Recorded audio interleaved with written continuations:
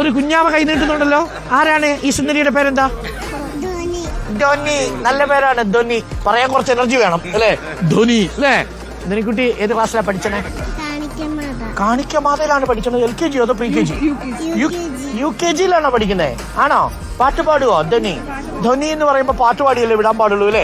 അങ്ങനെ സിനിമ ഉണ്ടായിരുന്നു ധോനി, ഓർമ്മയുണ്ടോ? അഭിനയിച്ചൊരു സിനിമ. ശരിയാണല്ലോ, തിരുവല്ലോമല കണ്ടു, ഇവിടെ കണ്ടു. എല്ലാവരും ഉണ്ട്, എല്ലാവരുടെയും ഉണ്ട്. കുമ്പിടി. അവൻ ധോനിക്കുട്ടിയുടെ പാട്ട് നമുക്കൊന്ന് കേൾക്കാം. കേട്ടാട്ടെ.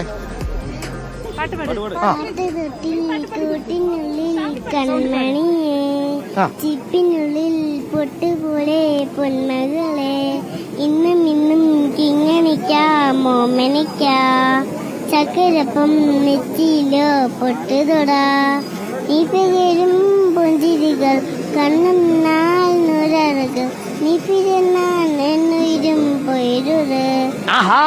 മോളുടെ ധ്വനിയുടെ പിന്നാലെ ഒരാളിങ്ങനെ നിന്ന് പാട്ട് പാടുന്നുണ്ട്. ഒരാളിങ്ങനെ ചേച്ചി പിടിച്ചു നിൽക്കുന്ന അനിയനാണോ?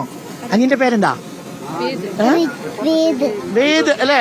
അനിയൻകുട്ടനും ഉണ്ട്. അപ്പൊ കാഴ്ചകളൊക്കെ പ്രിയപ്പെട്ട പ്രേക്ഷകർ കാണുക. എവിടെന്നാ വരുന്നത്? കോഴിക്കോട് നിന്നാണ് അല്ലേ? കോഴിക്കോട് തേര് കാണാൻ ഇറങ്ങിയതാ. ഫസ്റ്റ് ടൈം ആണോ തേര്? എല്ലാ വർഷവും വരും. പൊളി വൈവാണ് അല്ലേ? കണ്ണൂരിന്നാണ്. ഗംഭീരല്ലേ?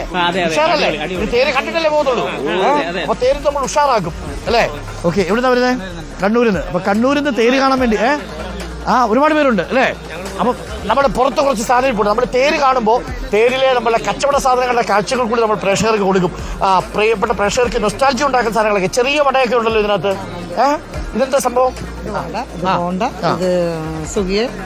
നിങ്ങൾ ഉണ്ടാക്കിക്കൊണ്ട് വരുന്നതാണോ? അതെ. അപ്പൊ ഇങ്ങനെ പല പല ഈ ചോക്ക് മിഠായി എന്നൊക്കെ പറയുന്ന ഇതാണല്ലേ? ഇത് കഴിക്കാൻ പറ്റുന്നതാണോ? ഇതൊക്കെ തേര് മിഠായി നല്ല കാര്യമാണ്. ആണ്, സേവയൊക്കെ നല്ല കാര്യമാണ് എന്നുള്ളതാണ്. ഇത് പറയാനുള്ള കാര്യം ആദ്യം പിന്നീട് പറയാം. പക്ഷെ ഇത് തേര് മിഠായി അല്ലേ? തേര് മിഠായി എന്നാ പറയുന്നതിന് ആണോ? തേര് മിഠായി അല്ലേ? കൊള്ളാം. അപ്പൊ കളർ ഇല്ലാത്ത തേര് മിഠായി കഴിച്ചാൽ മതി കേട്ടോ. അതും കൂടി പറഞ്ഞു, കാര്യം കളറിനകത്ത് ചെറിയ പ്രശ്നം ഉണ്ടാവും.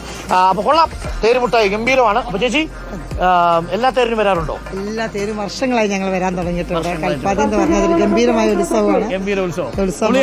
പിന്നെ പാലക്കാട്ടിന്റെ ചങ്കാണ്. അപ്പൊ ആ ഒരു എനർജിയും സ്പിരിറ്റും ഉണ്ട്.